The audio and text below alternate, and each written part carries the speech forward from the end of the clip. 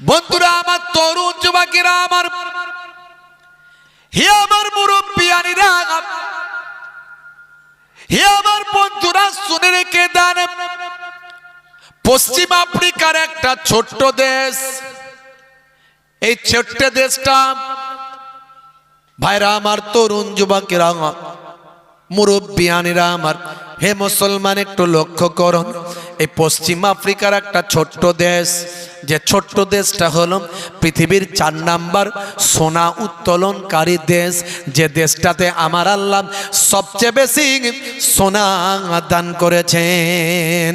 হে তরুণ যুবকেরা, হে আমার বন্ধুরা, বিগত 100 বছর ধরে ফরাসিদের উপনিবেশ ছিল ওই দেশটি। হে তরুণ যুবকেরা, হে আমার মুরব্বিয়ানিরা, ভাইরা আমার, শুনে রেখে দেন, জেনে রেখে দেন, সেই ছোট্ট দেশটার একজন রাষ্ট্রপতি আজকে আবির্ভাব ঘটেছে, সেনানায়কের আবির্ভাব ঘটেছে। তার নাম হলো ভাই আমার ইব্রাহিম ট্রাউরে। ইব্রাহিম ট্রাউরে হলো ওই ছোট্ট দেশটার সেনানায়ক। ভাই আমার, দোস্ত আমার, 2022 সালে গণ অভ্যুত্থানের মাধ্যমে ভাই আমার জালেম সরকারকে উৎখাত করে ওই ফরাসিদের ভাই আমার বসিয়ে রাখা কাঠের পুতুল সরকার, তাকে উৎখাত করে ইব্রাহিম ট্রাউরের নেতৃত্বে ভাই আমার জাতীয়তাবাদী একটা দল, সেনাদের দল, সেনানায়কের দল ভাই আমার ক্ষমতায় এসেছে। সেই সেনানায়কের দলের যিনি প্রেসিডেন্ট, সেনানায়ক, তার নাম হলো ইব্রাহিম ট্রাউরে। এ তরুণ যুবকেরা, দীর্ঘ 100 বছর ধরে যেই দেশটি থেকে কাঁচা সোনা তুলে নিয়ে ফরাসিরা তারা টন টন গাড়ি করে তুলে নিয়ে চলে গেছে, আর যে আফ্রিকার, পশ্চিম আফ্রিকার ওই ছোট্ট দেশটি বাবা, ভাইরা আমার, তরুণ যুবকেরা আমার, বুরকানি ফাঁসিও ভাই আমার, দোস্ত আমার, এই ছোট্ট দেশটা ভাইরা আমার গরিব অসহায় অবস্থায় জীবনযাপন করেছে, যাদের ছেলেরা, যুবকেরা, বাচ্চারা অনাহারে ওয়ার্দাহারে দিন কাটিয়েছে, অথচ সেই দেশ থেকে সোনা তুলে নিয়ে চলে যাওয়া হয়, সে দেশের মানুষ অনাহারে ওয়ার্দাহারে দিন কাটায়। এইভাবে তারা উপনিবেশিক শাসন ব্যবস্থা কায়েম করেছিল। সারা পৃথিবীর মুসলিম দেশগুলোকে আমেরিকার নেতৃত্বে এইভাবেই তারা রাখতে চায়। আজও আমেরিকা পৃথিবীর অনেক মুসলিম দেশগুলোর উপর এইভাবেই ছড়ি চালায়, তাদের উপর এইভাবেই প্রভুত্ব স্থাপন করেছে। হে তরুণ যুবকেরা, 2022 সালে ইব্রাহিম ট্রাউরের নেতৃত্বে ভাই আমার ক্ষমতার বদল হয়েছে। ইব্রাহিম ট্রাউরে ক্ষমতায় আসার পরে ফ্রান্সের সেনাবাহিনীর উপর চরম হুঙ্কার দিয়ে তাদের বিতাড়িত করেছে। একটা দুর্বল শক্তি, দুর্বল দেশের দুর্বল নেতা, আল্লাহ তার শুধু মাদাত করছে। ভাবুন, সে তো দুর্বল, তার কোনো ক্ষমতা নাই। একটা দেশের তিনি সৈনিকের দায়িত্বে পালন করেছিলেন, সেখান থেকে গণ অভ্যুত্থান করলেন। ফ্রান্সের মতো সুপার পাওয়ার, তাদের নেতৃত্বে একটা দেশ শাসন হচ্ছে, সেই দেশের সেনাদেরকে হুমকি দিলেন, বেরিয়ে যাও, কারণ সরকার পাল্টে গেছে। দেশের জনগণের পক্ষ থেকে সরকারে এসেছেন ইব্রাহিম ট্রাউরে। হে তরুণ যুবকেরা, তিনি তড়িঘড়ি সৈন্যদেরকে নতুন করে সাজিয়ে ফেললেন। অল্প কিছু দিনের মধ্যে তিনি ঘোষণা করলেন, এদেশের সোনা আর তুলে নিয়ে কেউ যেতে পারবে না, এদেশের সোনা তুলে নিয়ে ফ্রান্সে নিয়ে যাওয়া চলবে না, আমরা এদেশের সোনা ফ্রান্সে আর নিয়ে যেতে দেব না, ফরাসিরা আমাদের উপর কোনো প্রভুত্ব স্থাপন করতে পারবে না, এদেশের সোনা এদেশেই থাকবে, এদেশ থেকে আমরা বিক্রি করে আমার দেশটাকে সোনার দেশ বানিয়ে ফেলব। হে তরুণ যুবকেরা, এই ছোট্ট মুসলিম দেশটা, যার নেতা হলেন ইব্রাহিম ট্রাউরে, ভাই আমার, কেবলমাত্র আল্লাহর প্রতি অবিচল বিশ্বাস কেবলমাত্র দুর্বল ছোট্ট ক্ষুদ্র একটা দেশ সুপার পাওয়ারের মুখোমুখি হয়ে দাঁড়িয়ে চোখে চোখ রেখে কথা বলেন। কিসের শক্তি তার? কেবলমাত্র আল্লাহ প্রদত্ত শক্তি, ইমানি শক্তি। হে মুসলমান, আপনার আমার ইমানি শক্তি যদি বেড়ে যায়, একজন মানুষের ক্ষমতা 10 জনের সমান হয়ে যায়। 10 জনের ক্ষমতা 100 জনের সমান হয়। ভয় পাওয়ার কোনো কারণ নাই। একজনকে আমার আল্লাহ 10 জনের উপর বিজয় দান করেন। 10 জনকে আমার আল্লাহ 100 জনের উপর বিজয় দান করেন। আর 100 জনকে আমার আল্লাহ 1000 জনের উপর বিজয় দান করেন। তার জ্বলন্ত প্রমাণ ভাই আমার এই ছোট্ট আফ্রিকার ছোট্ট দেশ, যার নেতা হলেন ইব্রাহিম ট্রাওরে। 19 বার যাকে মারার চক্রান্ত করা হয়েছে। 19 বার ফ্রান্স থেকে শুরু করে পশ্চিমা শক্তি বিভিন্ন কৌশল করে তাদের সোনাকে কবজা করার জন্য 19 বার তাকে মারার চক্রান্ত করেছে। কিন্তু আল্লাহ প্রদত্ত শক্তিতে আমার আল্লাহর প্রতি শরণাপন্ন তিনি হয়েছেন, নিজস্ব শক্তি তৈরি করেছেন, আর আমার আল্লাহর প্রতি অবিচল বিশ্বাস আর ক্ষমতা তিনি গ্রহণ করেছেন। 19 বার আমার আল্লাহ তাকে হেফাজত করেছে। ভাইরা আমার, তরুণ যুবকেরা আমার, সেই ইব্রাহিম ট্রাওরে এখন তার দেশকে অনেক শক্তিশালী করে ফেলেছেন। আমেরিকা ফ্রান্সের মাথা ব্যথার কারণ ইব্রাহিম ট্রাওরে। সেই ইব্রাহিম ট্রাওরে এত কত শক্তি কোথায় পেলেন? হে তরুণ যুবকেরা, তার জীবন জিন্দেগি পড়লে দেখা যায় বন্ধুরা আমার, তিনি মাঝে মাঝে খলিফায়ে সানি হযরতে ওমর ফারুক রাদিয়াল্লাহু তাআলা আনহুর মতো ছদ্মবেশে বাইরে বেরোতেন। হযরতে ওমর ফারুক রাদিয়াল্লাহু তাআলা আনহু তার রাজত্বকালে রাজত্বের আমলে হযরতে ওমর ফারুক হুজুর ভাই আমার, তার রাজত্বকালে তিনি চিন্তা করতেন, আহারে আমার দেশের মধ্যে যদি কোনো মানুষ ক্ষুধার্ত অবস্থায় থাকে, আমার দেশের মধ্যে কোনো যদি মানুষ বিপদ অবস্থায় থাকে, আমার দেশের মানুষ যদি কোনো কষ্টের মধ্যে থাকে, কাল কিয়ামতের দিনে আমি খলিফা আল্লাহর দরবারে মাথা তুলে দাঁড়াবো কেমন করে। এই চিন্তা করে খলিফায়ে সানি ওমর ফারুক রাদিয়াল্লাহু তাআলা আনহু রাতের বেলা মাঝে মাঝে ছদ্মবেশে বাইরে একাকী ঘুরে বেড়াতে। এখনকার নেতারা একা একা ঘুরতে পারবে?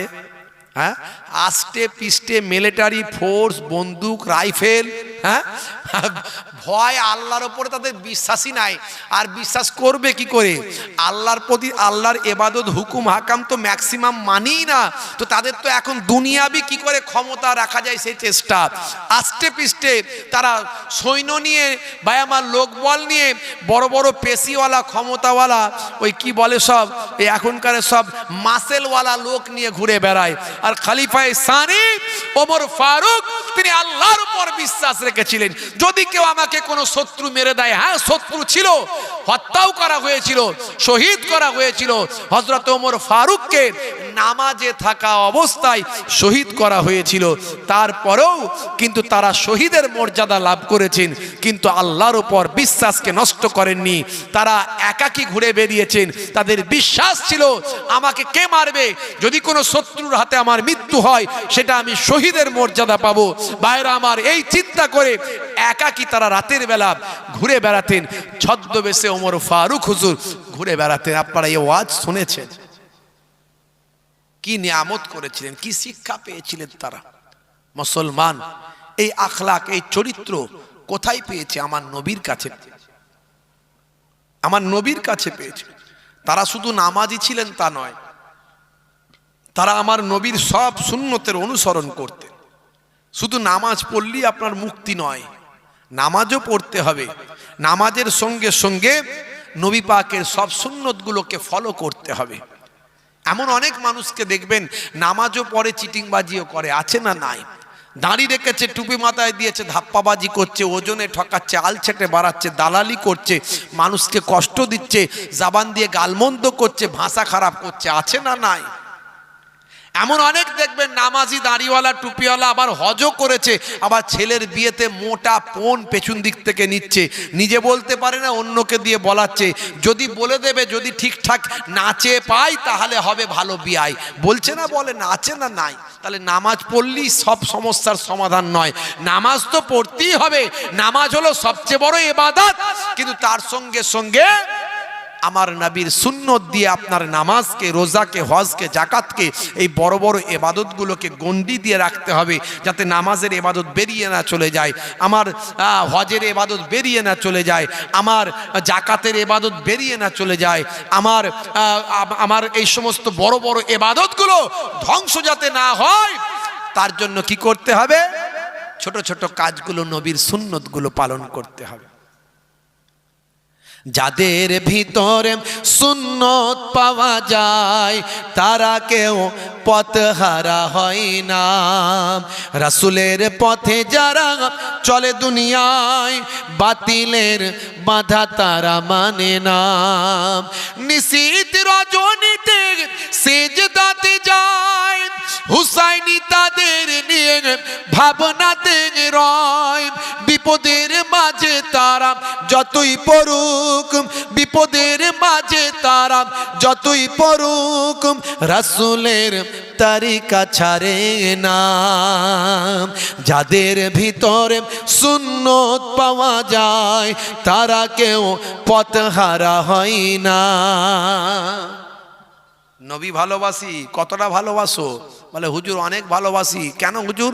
আমাদের পাড়ায় তো আই লাভ মোহাম্মদ সাল্লাল্লাহু সাল্লামের ব্যানার টাঙিয়ে দিয়েছি আমরা। ও বিরাট ভালোবাসো তো? বলে হ্যাঁ হুজুর বিরাট ভালোবাসি। আর যেই দিন থেকে শুনেছি এই ব্যানার নিয়ে গন্ডগোল হয়েছে, পরের দিনই আমরা দোকানে গিয়ে 6 জন ছেলে নিজেদের ট্যাগ থেকে পয়সা দিয়ে আই লাভ মোহাম্মদ সাল্লামের 6খানা ব্যানার করেছি হুজুর, করে গোটা গ্রামে রাস্তায় মেরে দিয়েছি। হুজুর বলুন তো ভালোবাসি না বাসি না নবীকে? মারাত্মক ভালোবাসো, কিন্তু তোমার মাথা থেকে পা পর্যন্ত তাকিয়ে দেখছি একটাও তো তোমার সুন্নত নাই। তার কেমন ভালোবাসো? ওই ব্যানার টাঙানো ভালোবাসা? নিশ্চয়ই ব্যানার টাঙিয়েছো, ওটাও যেমন দরকার আছে, মাথা থেকে পা পর্যন্ত নবীর সুন্নতেরও দরকার আছে। নবী ভালোবাসি, নবী ভালোবাসি বললে তো হবে না। মিথ্যা কথা বলে, চগলখড়ি করে, মাঝে মাঝে লাল পানি চালায়, ফ্রি ফায়ার আর পাবজি খেলে, ওজনে ঠকায়, 2 নম্বরই করে, বউকে মারে, বাপের সঙ্গে কথা নাই, আবার বলে নবীর উম্মত, নবীকে ভালোবাসি। আছে না নাই? আজকালকার পোলা দেখো সঠিক পথে চলে না, পিতামাতা গুরুজনের কথা তারা শোনে না।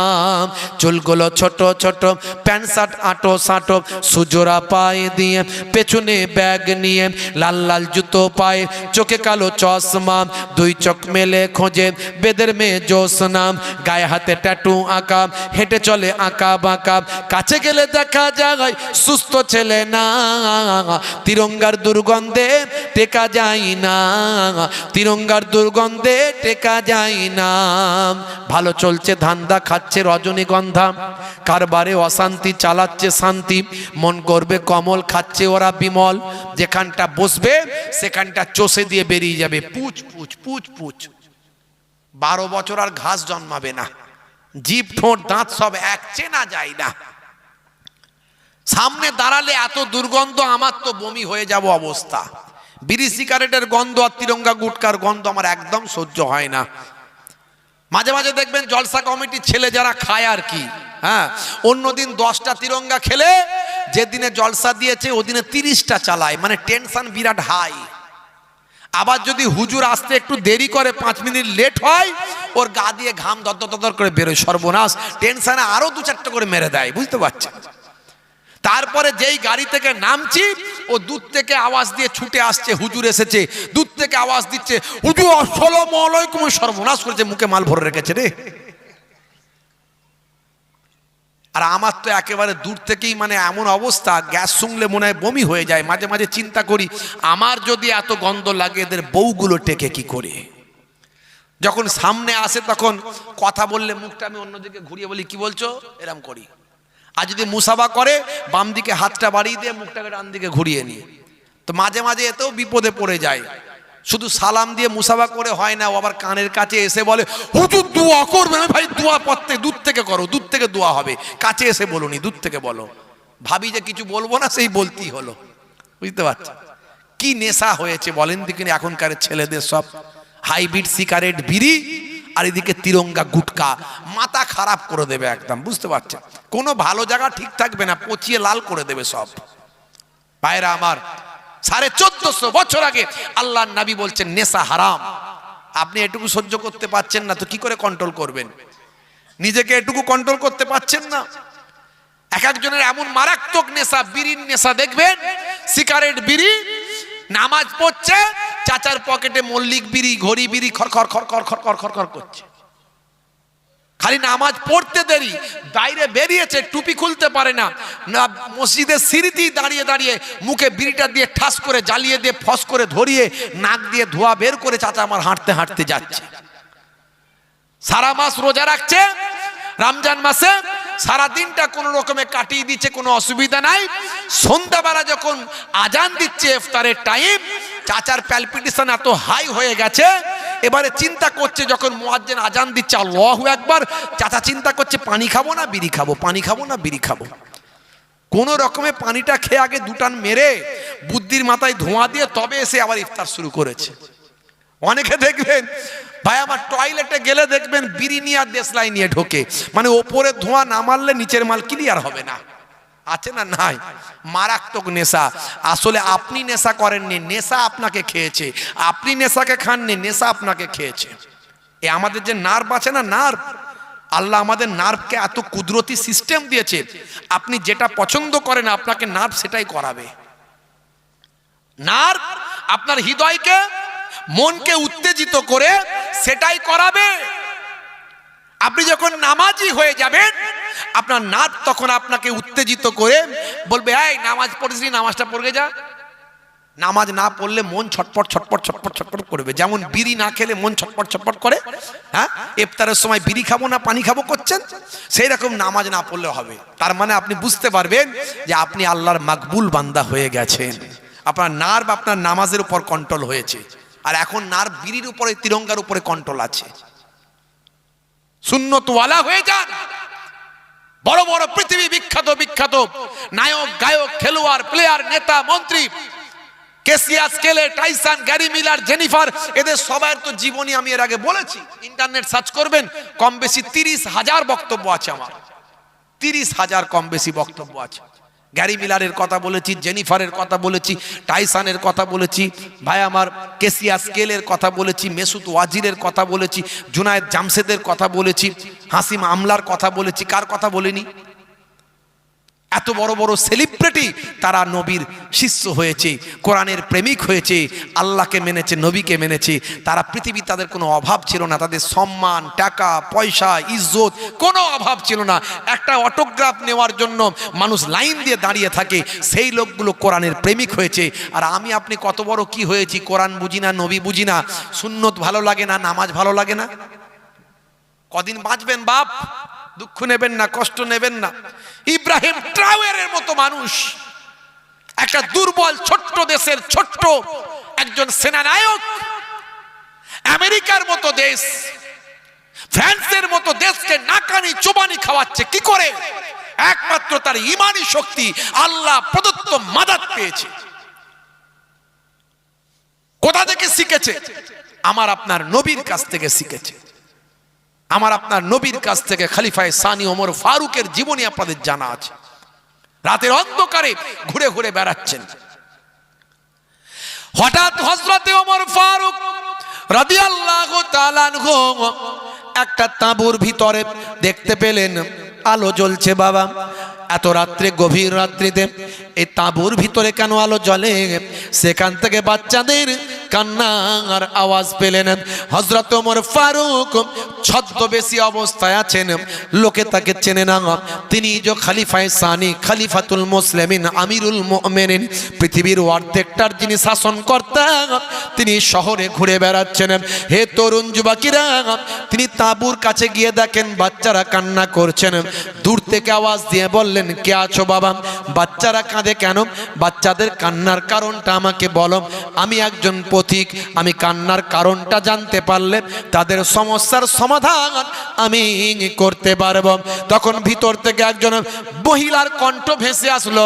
সেই মহিলার কণ্ঠ থেকে আওয়াজ আসে, বাবা পথিক তোমাকে আমি চিনি না, আমরা দূরের মানুষ, আমরা এদেশের মানুষ নয়। আমরা শুনেছি খলিফায়ে সানি ওমর ফারুক বড় দাতা মানুষ, ভালো মানুষ, আমরা বড় গরিব অসহায়, আমরা ক্ষুধার্ত, আমরা হাংরি, আমরা সেই খলিফার কাছে যাবার জন্য এই রাজ্যের এই এলাকায় এসেছি, কিন্তু এখনো পর্যন্ত খলিফার কাছে পৌঁছাতে পারেনি। আমাদের বাড়িতে কোনো খাবার নাই, কোনো খাবারের ব্যবস্থা করতে পারি না। বাচ্চারা আজকে কয়েকদিন থেকে ক্ষুধার্ত অবস্থায় আছে, বাচ্চারা ক্ষুধার যন্ত্রণায় কান্নাকাটি করে, তাদের আমি ভোলানোর চেষ্টা করি। বাচ্চারা এখন খাবার জন্য কাঁদছে, আর আমি তাদের ঘুম পাড়ানোর চেষ্টা করছি, তাদের বোঝানোর চেষ্টা করছি। রান্না হচ্ছে হাঁড়িতে, হলি তোমাদের তুলবো, তোমরা একটু ঘুমাও। এই কথা শুনে হযরত ওমর ফারুকের সারা শরীরটা থরথর থরথর করে কাঁপতে লাগলো। আহারে আমি খলিফা, আমার রাজ্যের মধ্যে মানুষ ভুকা অবস্থায়, ক্ষুধার্ত অবস্থায় বাচ্চারা দিন কাটায়, কাল কিয়ামতের দিনে আমি ওমর ফারুক আল্লাহ তাআলার দরবারে কেমন করে মাথা তুলে দাঁড়াবো? এই হলো ইসলামের শিক্ষা। এই শিক্ষা মানুষের কাছে আমরা পৌঁছাতে পারিনি।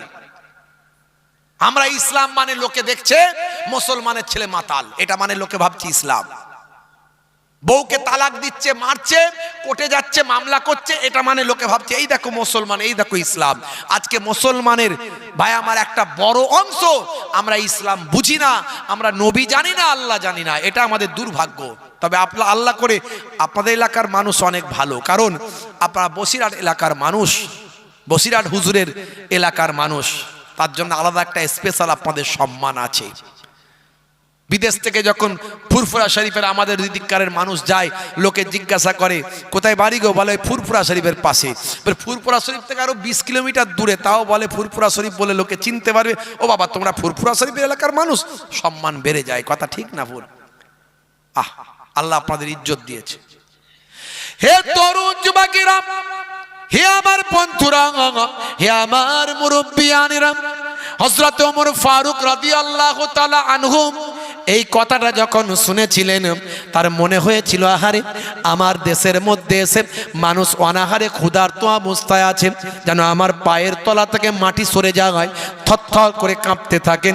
বললেন মা চিন্তা করবেন না মা, বাচ্চাদের থামিয়ে রাখুন মা, আমি এখনই যাব, আমি মুসাফির, আমি আপনাদের খাবার একটু ব্যবস্থা করব।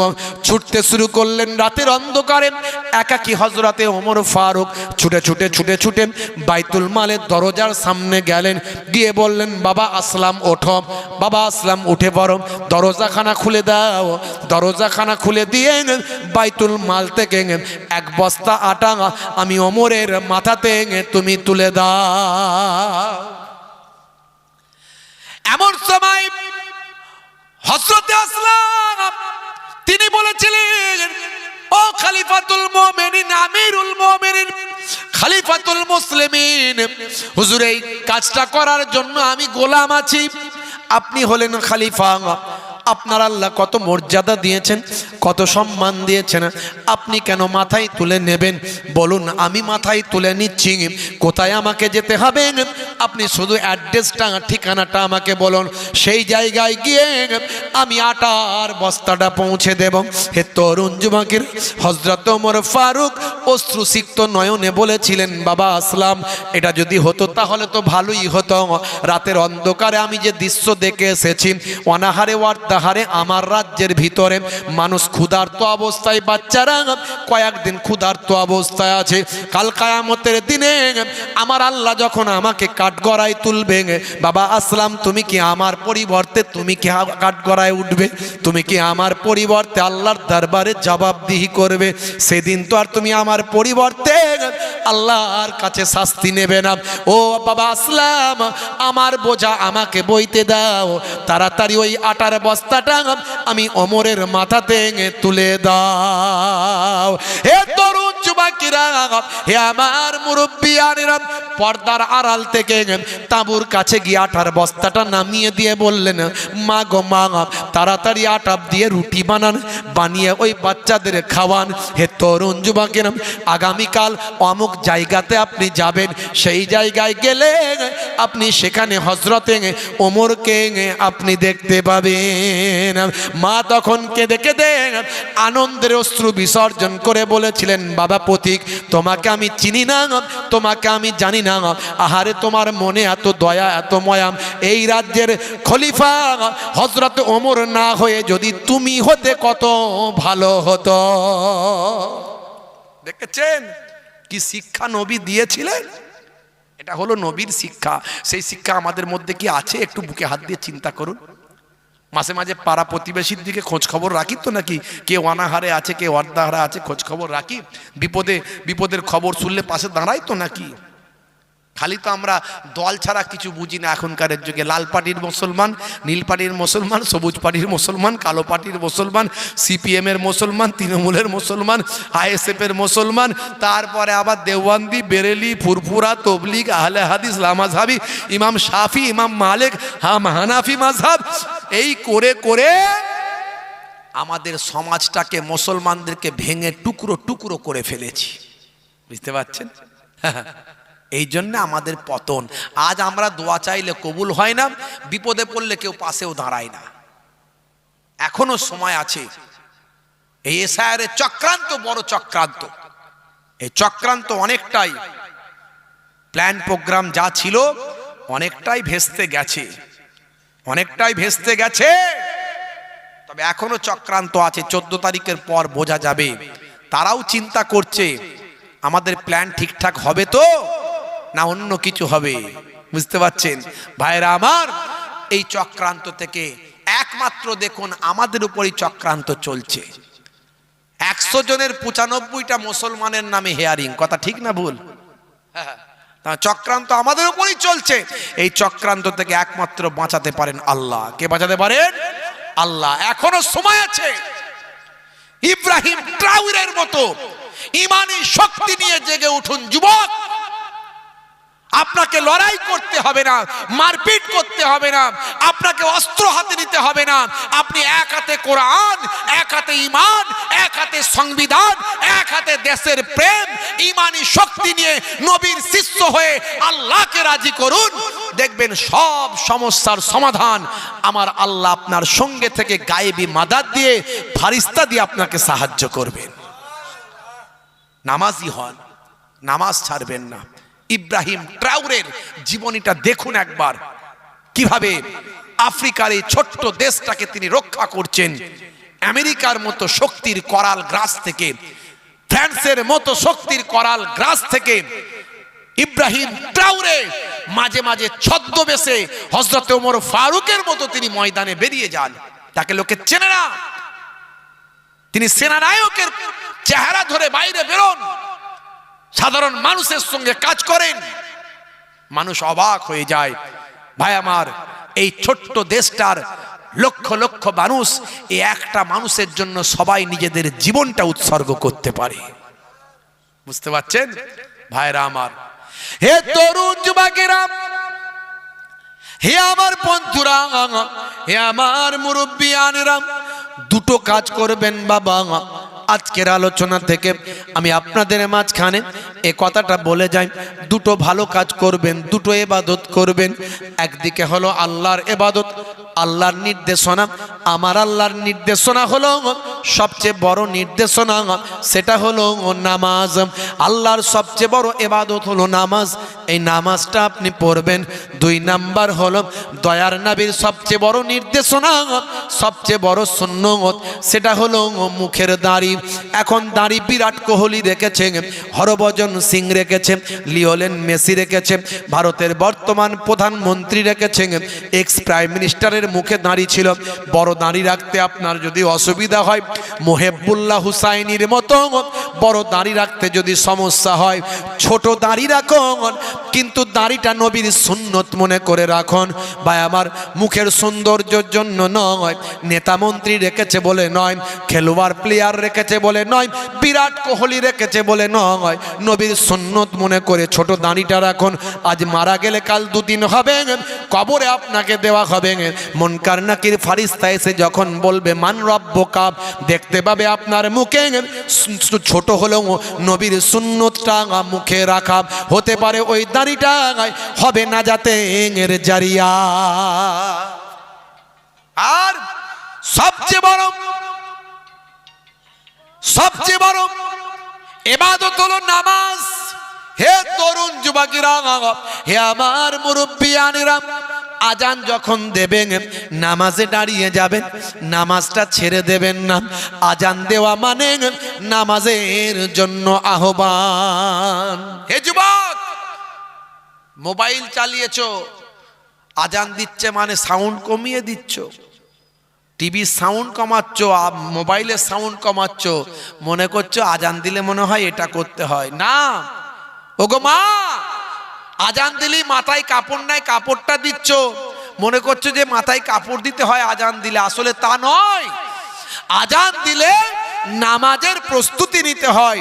আজান হবে, সঙ্গে সঙ্গে যে কাজ করছিলেন সেটা স্টপ হয়ে যাবে, প্রস্তুত হবেন, নামাজ পড়বেন, আবার এসে কাজ করবেন। এই যদি আপনার জীবন জিন্দেগি হয়, এই জীবন জিন্দেগিটা ছিল সাহাবায়ে কেরামদের জীবন জিন্দেগি। তাই সাহাবায়ে কেরামরা আল্লাহর মাহবুব বান্দা হয়েছিলেন, জাবানের দোয়াটা কবুল হয়েছিল। নামাজে কোনো অবহেলা করবেন না। রাস্তাঘাটে চলছেন, মুসাফির আছেন, আল্লাহ মাফ করার মালিক, একটু দেরি হচ্ছে, কখনো হয়তো কাজা হয়ে গেছে, কাজা পড়বেন। আমাদের গাড়িতে পানি থাকে, আমাদের গাড়িতে মাটি থাকে, আমরা গাড়িতে বসে বসে নামাজ পড়ি। এখন পরিবেশ পরিস্থিতি আলাদা, রাস্তাঘাটে নামাজ পড়া যায় না, সব জায়গায় মসজিদ পাওয়া যায় না। আপনারা কাজা হলে কাজা পড়ে নেবেন, কিন্তু নামাজ ছাড়বেন না। ইচ্ছাকৃতভাবে, হে তরুণ যুবকেরা, ইচ্ছাকৃতভাবে যদি কেউ নামাজ ছেড়ে দেয়, তার শাস্তি হবে 14টা। কতগুলো শাস্তি বললাম? 14টা শাস্তি হবে। তার মধ্যে দুনিয়ায় হবে 5টা শাস্তি, কবরে গেলে হবে 3টে শাস্তি, আর কায়ামতে হবে 3টে শাস্তি, আর মৃত্যুর সময় হবে 3টে শাস্তি। মোট 14টা। খুব সংক্ষেপ আপনাদের কাছ থেকে বিদায় নেব। আমার প্রায় 1.5-2 বছর আগে থেকে প্রোগ্রাম নেওয়া আছে।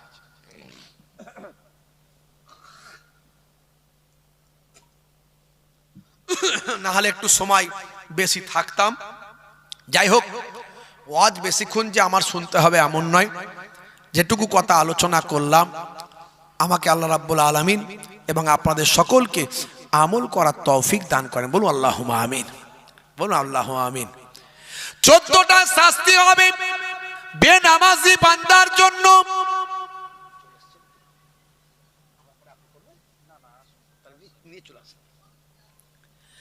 হে তরুণ যুবকেরা, তার মধ্যে দুনিয়াতে হবে 5টা। কি বলে দেবো? বলবো না, না বললে হবে? একটু হ্যাঁ হু দেন, হ্যাঁ একটু তাকবীর দেন, না রে তাকবীর। ভোটের সময় মাঝে মাঝে মিছিল হয় তো নাকি এদিকে হয়, একটু আপনারা মাঝে মাঝে বেরোন, আওয়াজ টাওয়াজ দেন।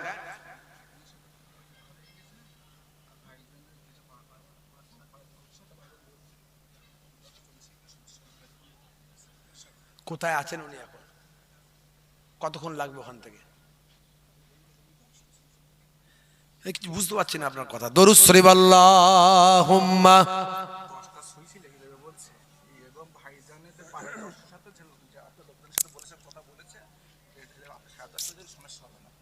সেটা উনি বললে তো হবে না, সেই কমিটির লোক যদি সমস্যা করে, ইমাম সাহেব করবে, কোনো অসুবিধা নাই। আমি আরো 15 মিনিট করে দিচ্ছি, যদি আসে ভালো। 15 মিনিটের মধ্যে চলে আসবে তো? 40 হয়েছে, 15 মিনিটের মধ্যে করে দিচ্ছি 40। 50 পর্যন্ত 50-55 পর্যন্ত করে দিচ্ছি। দেখেন দরুদ শরীফ আল্লাহুম্মা সাল্লি আলা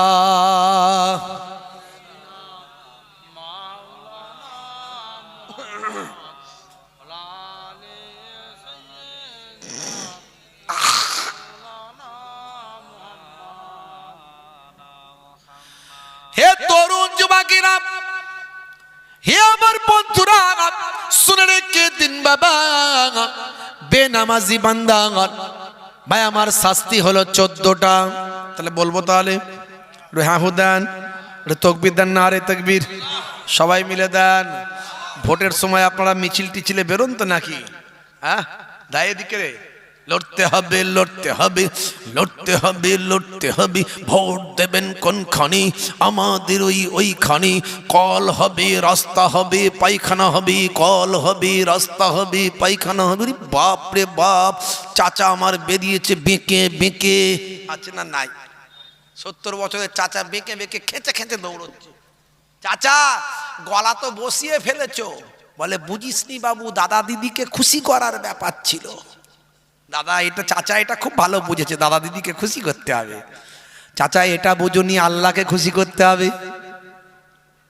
রাগ করবেন না বাপ, দাদা দিদিকে খুশি করুন, আমি এর বিরোধী নয়, আমি কোনো পার্টি পলিটিক্সের লোক নয়, আপনি করুন, অসুবিধা নাই।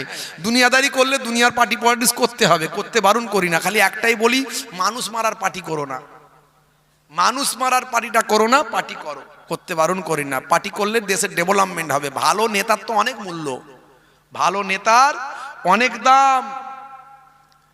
যদি একটা ভালো নেতা হয় আপনার দেশে, আপনার রাজ্যে, আপনার এলাকায়, সেই নেতা যদি কওমের কাজ করে, মানুষের কাজ করে, দুস্থ অসহায় মানুষের পাশে দাঁড়ায়, ওই নেতাটা আর আমার নবী জান্নাতে পাশাপাশি বাস করবে। জোরে হবে না? সেই নেতা কি খুঁজে পাওয়া যাচ্ছে বাপ? হ্যাঁ, সুযোগ পেলেই কাটমানি ছেড়ে দেবে, আছে না নাই? হ্যাঁ ভাই আমার, কিছু যদি সরকার থেকে পাইয়ে দেয়, ওকে আগে 5000 কাটমানি দাও, আছে না নাই? কোন জ্বালায় আছি আমরা? ভালো কাজ করার জন্য ভালো লোক নাই, ঝেড়ে খাওয়ার জন্য। কোন জায়গার নাম আমি শুনেছিলাম, পড়েছিলাম, ছোট্ট একটা দেশ এইরকম, সেই দেশের প্রেসিডেন্ট আমাদের ইন্ডিয়ায় এসছে, বুঝতে পারছেন? সেই দেশের প্রেসিডেন্ট আমাদের ইন্ডিয়ায় এসছে। মাঝে মাঝে তো অন্যান্য দেশের বড় বড় প্রেসিডেন্টরা, রাষ্ট্রপ্রধানরা আসে, তো সেই দেশের প্রেসিডেন্ট, নামটা আমার মনে নাই এই মুহূর্তে, তিনি এসেছেন আমাদের ইন্ডিয়াতে। এয়ারপোর্টে আমাদের যেহেতু একটা দেশের রাষ্ট্রপ্রধান, সে ছোট দেশ হোক আর যাই দেশ হোক, এই দেশের প্রথম সারির কিছু বড় বড় ব্যক্তিরা তাকে রিসিভ করতে যান এয়ারপোর্টে। যখন প্লেন থেকে নামছেন, তখন সারিবদ্ধভাবে ফুল টুল নিয়ে, আর আমাদের দেশের প্রথম সারির কয়েকটা বেশ নেতা, মন্ত্রী টন্ত্রী, তারা দাঁড়িয়ে আছে। উনি এসে হ্যান্ডশেক করছেন, হাত মেলাচ্ছেন, মিলিয়ে জিজ্ঞাসা করছেন আপনি কি করেন তাহলে? এই রে বড় বিপদ, কি করি এখন, এর প্রশ্নের উত্তর কি? বলছে আমি পলিটিক্স করি। হ্যাঁ পলিটিক্স তো করেন, সে তো আমিও করি, বাকি আপনি অন্য কি করেন? তা আর তো কিছু করে না, খালি তো পলিটিক্স করে, বুঝতে পারছেন? খালি একই উত্তর, আমি পলিটিক্স করি। ও বুঝতে পেরেছে, ঠিক আছে, মানে আর বেশি ঘাঁটালেন না। পরের জনের সঙ্গে আবার হাত মেলাচ্ছে, মিলিয়ে আবার জিজ্ঞাসা করছে আপনি তাহলে কি করেন? আপ কিয়া করতে হ্যাঁ, মানে হিন্দি ভাব ইংরাজিতে বলছে আর কি, আপনি তাহলে কি করেন? সেও তো চিন্তা করছে মাথা চুলকে, ও যা বলেছে আমাকেও তাই বলতে হবে, পলিটিক্স করি। হ্যাঁ পলিটিক্স করেন, আর বাকি আর অন্য কিছু, কোনো প্রফেশনালি কোনো ব্যবসা কোনো কিছু? পলিটিক্স করি, মানে ও ছাড়া আর কোনো কাজ নাই, পলিটিক্স করি, ওটাই ব্যবসা, ওটাই সব কিছু, বুঝতে পারছেন? সবাইয়ের সঙ্গে হাত মিলিয়ে নিল। শেষে বলছে দেখুন আমি একটা রাষ্ট্রপতি, আমি আমার দেশের রাষ্ট্রপ্রধান, আই অ্যাম ফার্মার, আমি একজন চাষি। আমি সকাল হলে ভোরবেলা আমি চাষের কাজ করি, আমি মাঠে যাই, মাঠে গিয়ে দেখি আমার চাষবাস ঠিকঠাক হচ্ছে কিনা, তারপরে আবার আমি রেডি হয়ে প্রস্তুতি নিয়ে আমি আবার প্রেসিডেন্টের আসনে এসে আমার অফিসে এসে আমি বসি। আমি কিন্তু একজন ব্যক্তিগতভাবে আই অ্যাম ফার্মার, আমি একজন চাষি।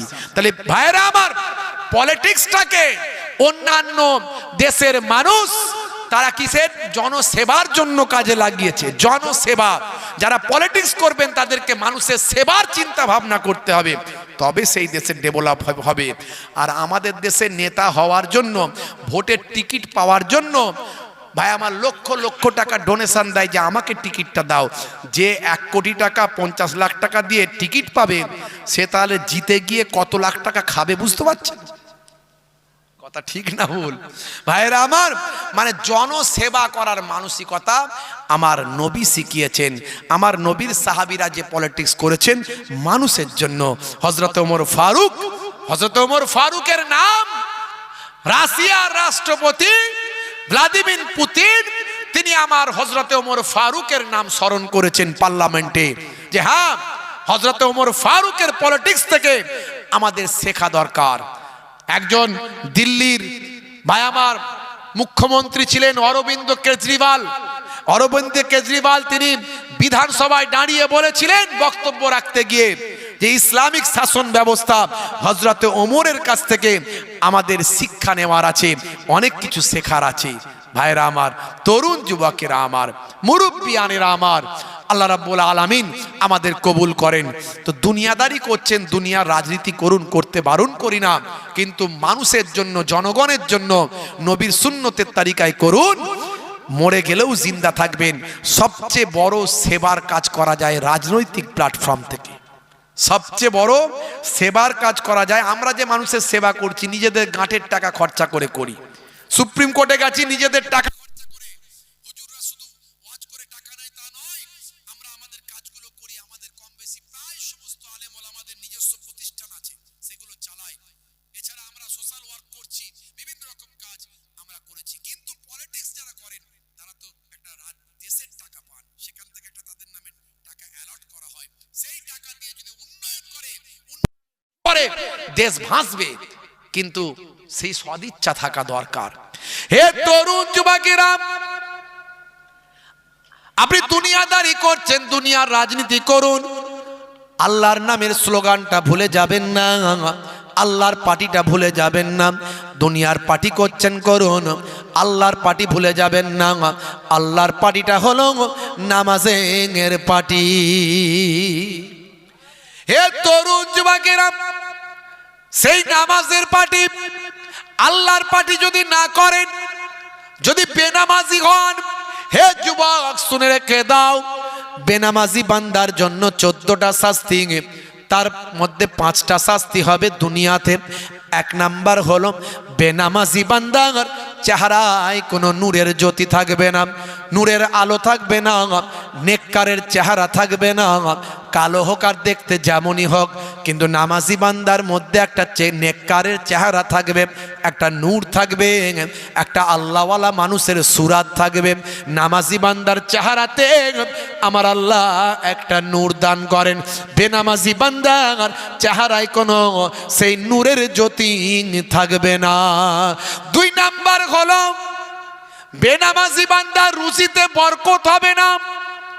3 নাম্বার হলো বেনামাজি বান্দার কোনো দোয়া আল্লাহ কবুল করবে না। 4 নাম্বার হলো বেনামাজি বান্দা কোনো ভালো কাজ করলে লোকে বলবে ভালো, কিন্তু তার সওয়াব আল্লাহ দেবেন না। কোনো ভালো কাজ করলেও সওয়াব নেকি পাওয়া যাবে না।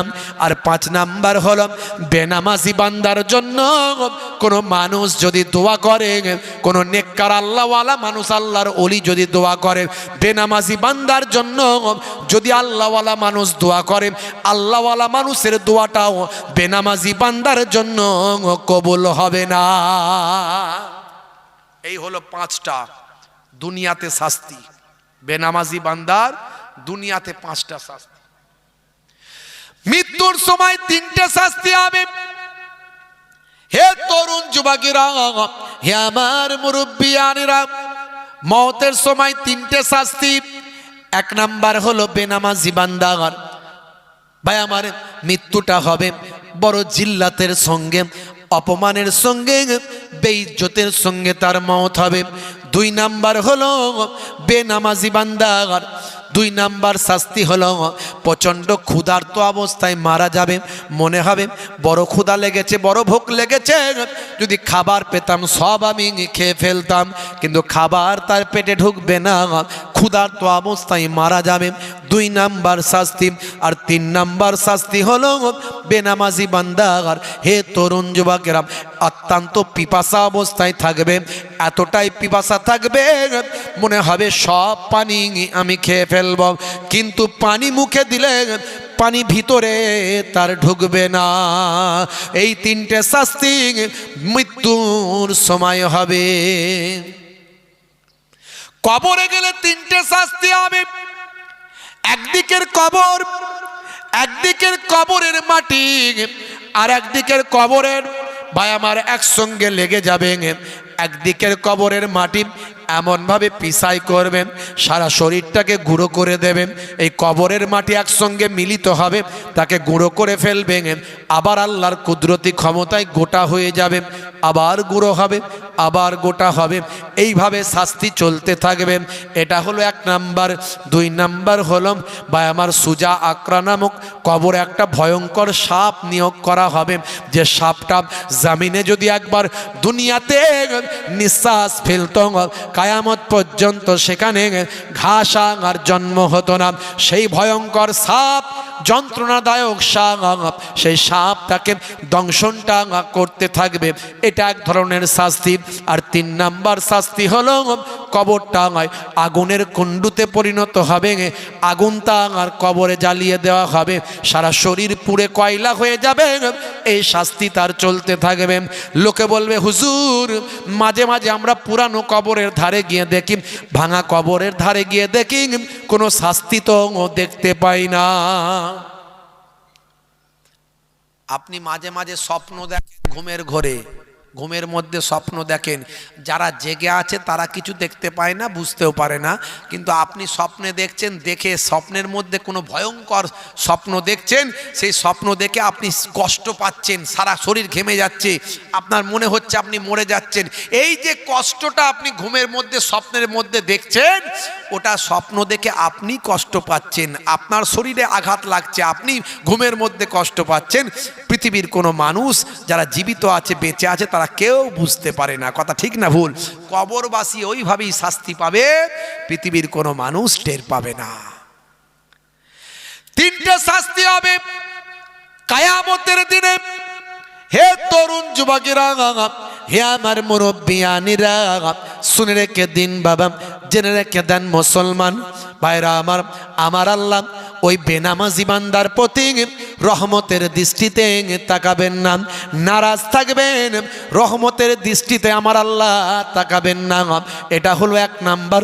দুই নাম্বার হলো ভাই আমার বেনামাজি বান্দার আমল নামাতা বাম হাতে দেওয়া হবে পেছন দিক থেকে, বেইজ্জতের সঙ্গে, অপমানের সঙ্গে। এটা হলো দুই নাম্বার শাস্তি। আর তিন নাম্বার শাস্তি হলো ফারিস্তারা টানতে টানতে জাহান্নামার দরজায় নিয়ে গিয়ে নিক্ষেপ করে দেবে। বেনামাজি বান্দার 14টা শাস্তির কথা নবী বলেছেন। বান্দা নামাজ পড়ো, আঁকড়ে ধরো, ছেড়ো না নামাজ জীবনে, করো না কাজা হবে যে সাজা, দোজখ ঠিকানা আখিরাতে,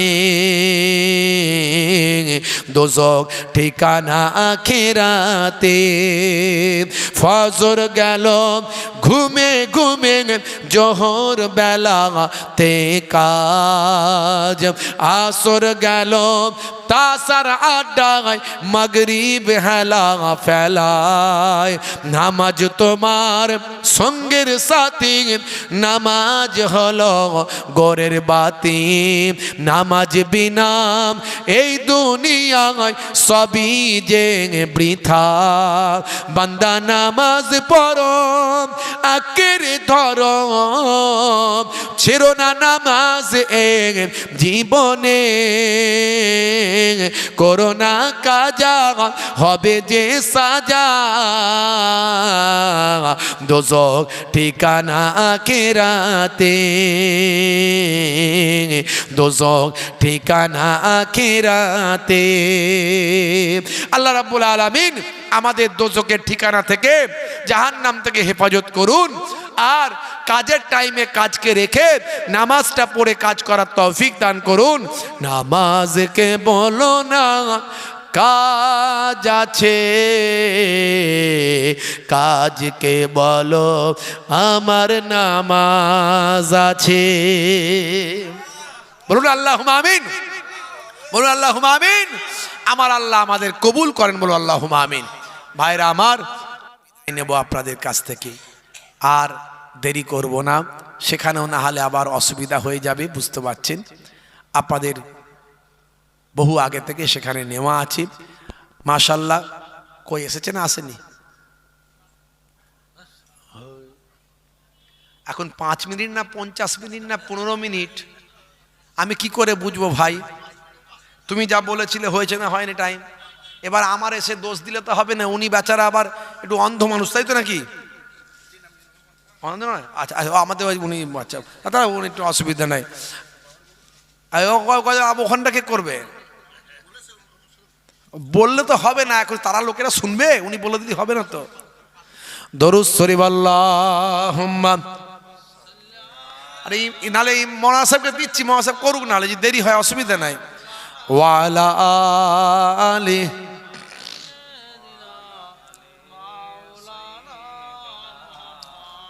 ভাইরা আমার, নামাজ ছেড়ে দেবেন না। নামাজের থেকে বড় ইবাদত আর কিছু নাই বাপ। নামাজ পড়তে কিসের কষ্ট? আসলে নার্ভ সেটিং হয়নি, নার্ভটা সেটিং হয়নি। আপনি 1 মাস নামাজ পড়ুন না কন্টিনিউ। মনের সঙ্গে লড়াই করতে হবে। প্রথম মনের সঙ্গে লড়াই করতে হবে। শয়তান আপনাকে পড়তে দেবে না। আপনি নামাজ পড়তে যাবেন, শয়তান বাধা দেবে, নামাজ পড়ে খায় কাজ নাই, তোর কি কাজ উপকার হবে, নামাজ পড়লে কি লাভ, হ্যাঁ কাজটা কর দেখিনি, আগে কাজটা হোক পরে নামাজ পড়বি। বিভিন্নভাবে শয়তান আপনাকে আমাকে বাধা দিয়ে আল্লাহর নির্দেশ থেকে দূরে রাখবে। মানে জাহান্নামায় তো ঢোকাতে হবে বান্দাকে, না চেষ্টা করবে। কিন্তু 1টা মাস আপনি মনের সঙ্গে লড়াই করে জোর করে নামাজ পড়ুন, 1 মাস পরে দেখবেন শয়তান আপনার আর কাছে নেয়, দূর থেকে এবার আপনাকে দেখছে শয়তান, দূর থেকে। আপনার নার্ভের সঙ্গে নামাজ সেটিং হয়ে গেছে। যখনই আজান হবে, আপনার নামাজ কাজা হয়ে গেলে মনে হবে কখন আমি কাজা নামাজটাকে আপডেট দেবো, কখন কাজা নামাজটাকে পড়বো আমি। নামাজ আপনি ছাড়তে পারবেন না ভাইরা আমার, এই নার্ভের সঙ্গে সেটিং হয়ে যাবে। তাই বলবো বাপ, নামাজটা ছেড়ে দেবেন না। নামাজের থেকে বড় ইবাদত আর কিছু নাই। সামনে আসছে রমজানের রোজা, এই রমজান মাসের রোজা আপনি ছাড়বেন না। এই সামনে শবে বারাত আসছে, এই শবে বারাতের ইবাদত ছাড়বেন না। এগুলো হলো স্পেশাল নাইট। এগুলো কি? এগুলো হলো স্পেশাল নাইট। এই স্পেশাল নাইটগুলো আপনি ছাড়বেন না, বুঝতে পারছেন? ইসলামে বেশ কটা স্পেশাল নাইট আমার আল্লাহ দিয়েছেন। কয়েকটা স্পেশাল নাইট আমার আল্লাহ দিয়েছেন ভাইরা আমার। যেমন লাইলাতুল কদর। এই লাইলাতুল কদর হলো 1000 মাস অপেক্ষা উত্তম, বুঝতে পারছেন? হ্যাঁ, এই লাইলাতুল কদর রমজান মাসের শেষ 10 দিনের বেজোর রাতগুলোতে আপনি পাবেন। ওই রাতগুলো যদি একটু স্পেশাল ইবাদত করেন, আমাদের জীবন জিন্দেগি অল্প দিনের, আমাদের জীবন জিন্দেগি অল্প দিনের। হ্যাঁ ভাইরা আমার, আগের যুগের মানুষেরা অনেক বেশি দিন করে বাঁচত। নূহ নবীর জামানায়, মুসা নবীর জামানায়, ভাই আমার সুলাইমান নবীর জামানায়, দাউদ নবীর জামানায়, হুদ নবীর জামানায়, লুত নবীর জামানায়, আদম নবীর জামানায় মানুষ 500 বছর, 700 বছর, 1000 বছর পর্যন্ত। আউস বিন আনাক নামে একজন ছিলেন, তিনি 3500 বছর হায়াত পেয়েছিলেন। তাই মুসা নবীকে তার উম্মত জিজ্ঞাসা করেছিল, হুজুর উম্মতে মুহাম্মাদি তো অল্প দিন বাঁচবে, তো ওদের বিয়ে টিয়ে হবে তো? 50 বছর, 60 বছর, 70 বছর বাঁচবে, ওদের বিয়ে শাদী হবে?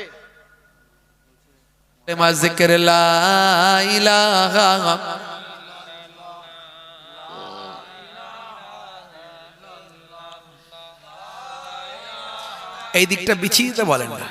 হ্যাঁ, আবার ফের লোকজন এলে বিছাতে হবে। अल्लाह ही अल्लाह किया करो, दुख न किसी को दिया करो, जो दुनिया का मालिक है नाम उसी का लिया करो। अल्लाह अल्लाह अल्लाह अल्लाह अल्लाह अल्लाह अल्लाह अल्लाह ला इलाहा इल्लल्लाह ला इलाहा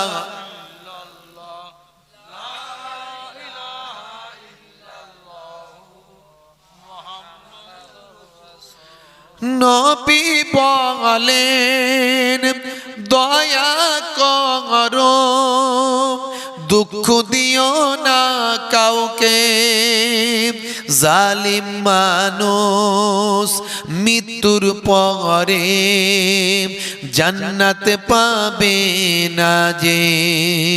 दुख न किसी को दिया करो, अल्लाह ही अल्लाह किया करो, जो दुनिया का मालिक है नाम उसी का लिया करो। अल्लाह अल्लाह अल्लाह अल्लाह अल्लाह अल्लाह अल्लाह अल्लाह ला इलाहा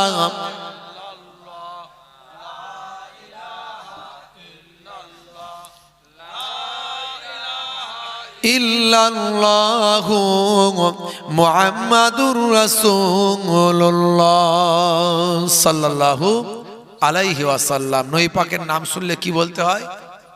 সাল্লাল্লাহু আলাইহি ওয়াসাল্লাম। না হলে গুনাহগার হতে হবে, ধ্বংসপ্রাপ্ত হতে হবে।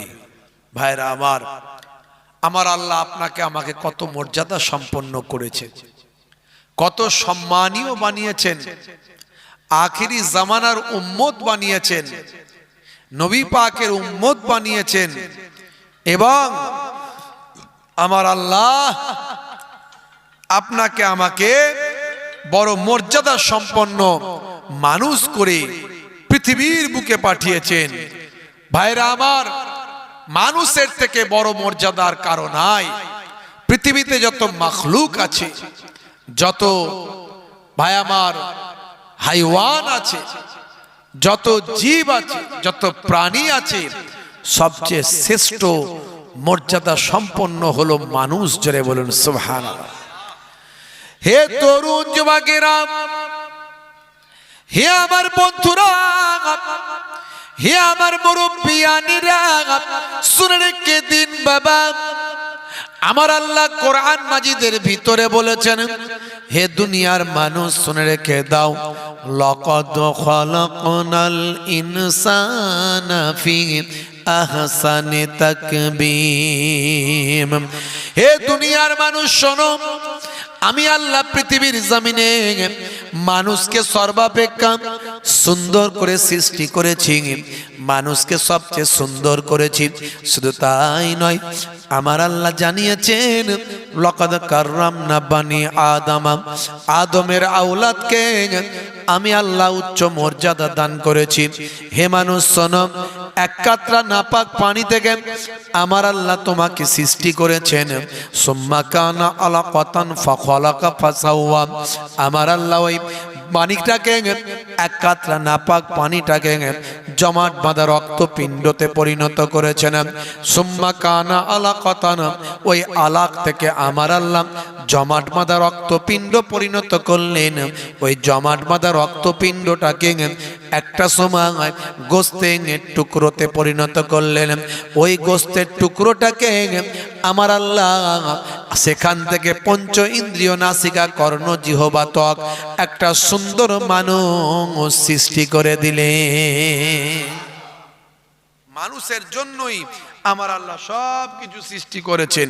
ভাইরা আমার, তরুণ যুবকেরা আমার, মানুষ সৃষ্টি করে আমার আল্লাহ বললেন, হে মানুষ শোনো, যাতে তোমাকে একা একা ফিল না করতে হয়, যাতে তুমি একা একা না মনে করো, এর জন্য আমি আল্লাহ পুরুষ আর নারী, তোমাদের মধ্যে নারী আর পুরুষ জোড়ায় জোড়ায় সৃষ্টি করলাম। আমার আল্লাহ সুন্দর করে সূরা নাবার ভিতরে বললেন, ওয়া খালাকনাকুম আজওয়াজা। হে তরুণ যুবকেরা, আমার আল্লাহ বললেন, মানুষ তোমার জন্য আমি জমিনকে বিছানা বানালাম, আকাশকে আমি আল্লাহ ছাদ বানিয়ে দিলাম। হে মানুষ শুনে রেখে দাও, তোমার জন্য আমি আল্লাহ দিনকে রুজি রুটির বানালাম, রাতকে তোমার জন্য আমি আল্লাহ রাতকে বিশ্রামের করলাম। হে যুবকেরা, হে আমার মুরব্বিয়ানেরা, শুনে রেখে দিন বাবা, আমার আল্লাহ মানুষকে সৃষ্টি করে বললেন, এত নিয়ামত তোমাকে দিলাম, তোমাদের সন্তান সন্ততি দিলাম, কাজ কারবার ব্যবসা বাণিজ্য দিলাম। ইয়া আইয়ুহাল্লাযীনা আমানু লা তুলহিকুম আমওয়ালুকুম ওয়ালা আওলাদুকুম আন যিকরিল্লাহ ওয়া মান ইয়াফআল যালিকা ফাউলাইকা হুমুল খাসিরুন। হে মানুষ শুনে রেখে দাও, হে বিশ্বাসী বান্দারা, না ভুলা দে মাল তোমারা और औलाद तुम्हारे। তোমরা জানো দুনিয়ার জমিনে তোমাদের মাল মাতা, সন্তান সন্ততি, কাজ কারবার, ছেলে মেয়ে, বিবি বাচ্চা, আল আওলাদ পেয়ে, সম্পদ পেয়ে, জানো তোমরা আমি আল্লাহকে ভুলে না যাও। যদি আমি আল্লাহকে তোমরা ভুলে যাও, তাহলে শুনে রেখে দাও, তোমরা ধ্বংসপ্রাপ্ত হবে, তোমরা ধ্বংসপ্রাপ্ত হবে। যদি আমরা দুনিয়ায় সব কিছু আল্লাহর নিয়ামত ভোগ করছি, একবার নিজের সৃষ্টি রহস্যের কথা চিন্তা করবেন। মাঝে মাঝে বালিশে মাথা দিয়ে ভাববেন, আমার আল্লাহ কিভাবে জন্ম দিল, মানুষ পৃথিবীতে কত মানুষের আবির্ভাব হলো, আজ তারা দুনিয়া ছেড়ে বিদায় নিয়েছে, একদিন আমাকেও চলে যেতে হবে। জমিন থেকে অটোমেটিক গাছ তৈরি হচ্ছে, আমার আল্লাহ সেই গাছ থেকে ফল দিচ্ছে, সেই ফল থেকে আমরা ধান, আলু, পাট, শস্য শ্যামলা ফলমূল ভোগ করছি। এ আল্লাহর নিয়ামত। এসব কি করে হচ্ছে? আকাশ থেকে মেঘ হচ্ছে, পানি আসছে, দিনের বেলা সূর্য উঠছে, আলো হচ্ছে, রাতের বেলা অন্ধকার হচ্ছে, এ সব আল্লাহর কুদরতি ক্ষমতা। সেই আল্লাহ বলছেন, বান্দা সব কিছু নিয়ামত যা দেখছো এ সব আমার তৈরি। জোরে বলুন সুবহানাল্লাহ। হে যুবক, আর কতদিন আল্লাহ বলে থাকবি রে? হে যুবক ফিরে আয়। আর কতদিন নায়ক গায়কের ভক্ত থাকবি? আর কতদিন তুমি গান বাজনা নিয়ে থাকবে যুবক? আর কতদিন তুমি টাকা পয়সার মোহে পড়ে থাকবে রে যুবক? আর কতদিন দুনিয়ার রং তামাশায় মেতে থাকবে রে যুবক? হে যুবক, আজ বেঁচে আছো, কালকে বেঁচে থাকবে কিনা তোমার কোনো গ্যারান্টি নাই। কত মানুষকে তুমি তোমার জীবনে মরতে দেখেছ, কত মানুষকে তুমি দাফন করেছ, কত মানুষের জানাজায় অংশ নিয়েছ যুবক। তোমার শরীরটাও তোমার নয়, তোমার ঘর সংসার ছেলে মেয়ে সব তোমার নয়। যদি তোমার হতো তাহলে তোমার আঁকড়ে রাখার ক্ষমতা হতো। তুমি কি আঁকড়ে রাখতে পেরেছো না পারবে? তোমার বাপকে তুমি আঁকড়ে রাখতে পেরেছো? তোমার দাদুকে তুমি আঁকড়ে রাখতে পেরেছো? তোমার চাচাকে তুমি আঁকড়ে রাখতে পেরেছো? সব ধ্বংসশীল, সব আমার। আমি আল্লাহ সব কিছুকে মিটিয়ে দেব, ধ্বংস করে দেব। কুল্লু মান আলাইহা ফান ওয়া ইয়াবকা ওয়াজহু রাব্বিকা যুল জালালি ওয়াল ইকরাম। হে যুবক, একমাত্র আমি আল্লাহ, আমার জালালিয়াত, আমার ক্ষমতা, আমার শক্তি একমাত্র অক্ষয় থাকবে, বাকি সব ক্ষয় হয়ে যাবে। ভাইরা আমার, আজকে সেই জান্নাতের বাগান, এটা কোনো নাচ গান না, কোনো ভাই আমার সিনেমা জগৎ না, কোনো ভাই আমার অশ্লীলতা না, কোনো ভাই আমার থিয়েটার না, কোনো ভাই আমার কি বলবো ওই নৃত্য, এসবের কোনো মজলিস নয়, কোরআনের মজলিস। বাপ, কোরআনের মজলিসে সবাই বসতে পারে না, সবাই বসতে পারে না কোরআনের মজলিসে। এ তাকদীর সবাইয়ের হয় না। আল্লাহ যাকে কবুল করে আর যার আল্লাহর দরবারে মাকবুল হওয়ার চেষ্টা আছে সেই একমাত্র কোরআনের মজলিসে বসতে পারে, সেই একমাত্র হেদায়েত হতে পারে। আল্লাহ সবাইকে জান্নাতি করবেন না, যে জান্নাতি হওয়ার চেষ্টা করবে আর আল্লাহ যাকে রহমত করে জান্নাত দেবে সেই একমাত্র জান্নাতি হতে পারবে। সেই জান্নাতি বাগান কোরআনের মজলিস। বাপেরা আমার, সময় নষ্ট না করে তাড়াতাড়ি চলে আসুন, দু চার কথা আলোচনা করি, হতে পারে আপনার জীবনটা পাল্টে যাবে। একবার ভাবুন তো, আপনার শরীরটাও কি আপনার নিজের? আপনার শরীরটা আপনার নিজের? আপনি বলবেন হ্যাঁ হুজুর, আমার তো শরীর দেখতে পাচ্ছি, আয়নায় দেখতে পাই, আমার শরীর আমারই। আমি বলছি আপনার নয়। যদি আপনার হতো, আপনি তো কোনোদিন বুড়ো হওয়ার স্বপ্ন দেখেননি, যে বুড়ো না হলেই ভালো হয়, সবসময় ইয়ং থাকবো, তরতাজা থাকবো। তো আপনার চুলটা পাকলো কি করে? আপনি তো চুল পাকা পছন্দ করেন না। আপনার শরীরটা আস্তে আস্তে কুকড়ে যাচ্ছে কেন? স্কিনটা গুটিয়ে যাচ্ছে কেন? এটা তো আপনি পছন্দ করেন না। আপনার মুখে স্পট দাগ পড়ছে কেন? আপনি তো এটা পছন্দ করেন না। আপনি তো পছন্দ করেন না আপনার জ্বর হোক, শরীর খারাপ হোক, অসুস্থতা হোক, হচ্ছে কেন? আপনার হার্টের সমস্যা হোক, আপনি তো পছন্দ করেন না। আপনার সুগার হোক, ডায়াবেটিস হোক, পছন্দ করেন না। আপনার শরীরটাকে আপনি রক্ষা করতে পারছেন না। আসলে এটা আপনার শরীর নয়, আপনাকে আল্লাহ দিয়েছেন। সব কিছু কিন্তু আল্লাহই মালিক। জোরে বলুন সুবহানাল্লাহ। আপনার শরীরটাও আপনার নয়। কিসের এত অহংকার হে যুবক? কিসের এত তোমার অহংকার? তোমার আমিত্ব, তোমার আমিত্বকে তুমি মিটিয়ে দাও, তোমার অহংকারীকে তুমি দূর করে দাও। সচ্চা মানুষ তুমি হয়ে যাও, সচ্চা আল্লাহওয়ালা তুমি হয়ে যাও। নবী পাকের জীবন জিন্দেগিকে ধারণ করো, পৃথিবীর মানুষ তোমাকে স্যালুট করবে। আর তুমি যখন মারা যাবে, ফারিস্তারাও তোমাকে ওয়েলকাম, স্বাগতম, স্যালুট জানাবে। হে যুবক, শুনে রেখে দাও, তুমি আজকে টাকাওয়ালা হয়েছ, তুমি আজকে ক্ষমতাওয়ালা হয়েছ, তোমার হিম্মত হয়েছে, শরীরওয়ালা হয়েছ, বাহু দেখাচ্ছ, টাকা দেখাচ্ছ, পেছনে লোকবল, জনবল, ধনবল হয়েছে বন্দা। হে যুবক, শুনে রেখে দাও, এসব কিন্তু তোমার কাছে ক্ষণস্থায়ী, চিরস্থায়ী নয়। হে তরুণ যুবকেরা, শুনে রেখে দাও, কিসের তোমার অহংকার? তোমার সারা শরীর দিয়ে শুধু দুর্গন্ধ আর দুর্গন্ধ। তোমার সারা শরীরটাই তো দুর্গন্ধ, আর তুমি সেই শরীর নিয়ে অহংকার দেখাও। না না, হে যুবক, শুনে রেখে দাও, তুমি যে পায়খানা করো সেটাও দুর্গন্ধ, তুমি যে পেচ্ছাপটা করো সেটাও দুর্গন্ধ, তুমি তোমার শরীর যখন ঘেমে যায় সেটাও দুর্গন্ধ। তোমার নাকের দুটো ছিদ্র আছে, মাঝে মাঝে সেখান দিয়েও কিছু মালকড়ি বের হয়, হয় না? হয় না? যারা বলেন নাকের ছিদ্র দিয়ে সর্দি টর্দি করলে একটু মালকড়ি বেরোয় তো নাকি? তো সেটা কি খুশবু বেরোয় নাকি না দুর্গন্ধ? সেটাও দুর্গন্ধ। কানের দুটো ফুটো আছে দুদিকে, আছে না নাই? মাঝে মাঝে ঠান্ডা ফান্ডা লাগলে ওখান থেকেও কিছু মালকড়ি বেরোয়, বেরোয় না? বেরোয় না? তো সেটা কি খুশবু? সেটাও দুর্গন্ধ। মানুষ, তুমি যতই সেন্ট মেরে রাখো না কেন, যতই তুমি খুশবু মেরে রাখো না কেন, তোমার সারা শরীরটাই দুর্গন্ধ।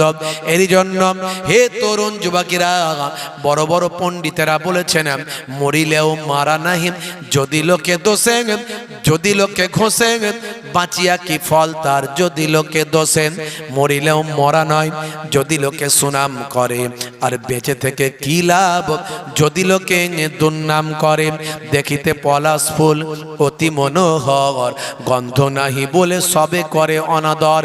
পলাশ ফুলও সুন্দর, গোলাপ ফুলও সুন্দর, দুটো ফুলই সুন্দর, কিন্তু রাস্তায় পড়ে থাকলে পলাশ ফুলটা লোক মারিয়ে দিয়ে যায়, গোলাপ ফুলটা তুলে নিয়ে নাকে শুকে পকেটে রেখে দেয়। হে যুবক, তুমি গোলাপ ফুল হয়ে যাও, পলাশ ফুল হয়ে তোমার আর কোনো লাভ নাই। তুলসী जब जग में आए तू रोए जग हंसे, ऐसी करने कर चलो तुम हंसो जग रोए।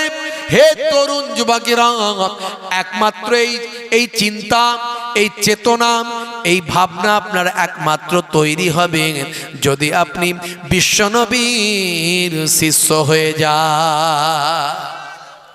এটা একমাত্র আমার নবীর শিষ্য হলে আপনার তৈরি হবে। না হলে আপনি পৃথিবীর যত বড় বড়ই ব্যক্তির শিষ্য হন না কেন, আপনাকে কেউ এই পর্যায়ে নামাতে পারবে না।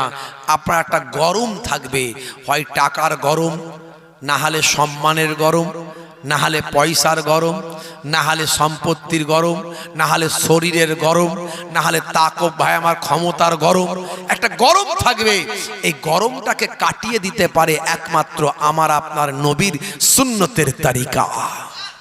যারে হবে না, তাহলে সেই সুন্নতওয়ালা মানুষ হয়ে যেতে হবে।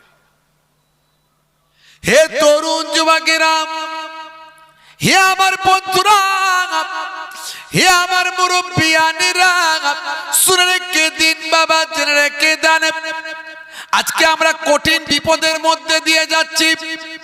আখেরি জামানা, কিয়ামতের আলামত আমাদের উপর আছে। হে তরুণ যুবকেরা, হে আমার মুরব্বিয়ানেরা, শুনে রেখে দিন বাবা, জেনে রেখে দেন মুসলমান, কিয়ামতের বড় বড় আলামতগুলো আস্তে আস্তে প্রকাশ পাচ্ছে। হে যুবকেরা, ঘরে ঘরে অশ্লীলতা পৌঁছে যাবে, ঘরে ঘরে অশ্লীলতা মানুষের ভিতরে ভিতরে ঢুকে যাবে, নাচ গান অশ্লীলতা ঘরে ঘরে ঢুকে যাবে।